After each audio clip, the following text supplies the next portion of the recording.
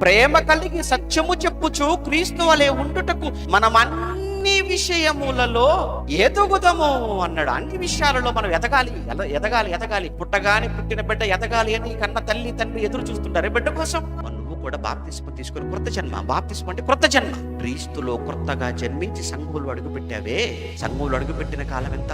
5 ఏళ్ళు అయిందా బాప్తిస్మం తీసుకొని? 5 సంవత్సరాలు. ఎంత ఎదగాలి నువ్వు? 10 సంవత్సరాల ఎంత ఎదగాలి? చాలా మంది చెప్తుంటారు, నేను 20 ఏళ్ళ నుంచి ఉన్నానండి అంటారు. మాట అంటే పడవు, పని అంటే తప్పించుకుంటావు. మళ్ళీ నా అనుభవం 20 ఏళ్ళు అంటావు. ఎందులో నీ అనుభవం? వాక్యాన్ని విని వెళ్ళిపోవడంలో అనుభవమా? ఇదా నీ అనుభవం చెప్పమంటే? ఇది కాదు.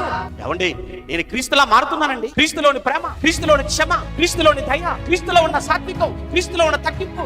ఏమంటే చాలా మంది నన్ను చూసి మీరు క్రైస్తవులా అని అడుగుతున్నారండి నన్ను. అబ్బా, ఎంత గొప్ప మాట అండి అది. ఎప్పుడు అడుగుతారు?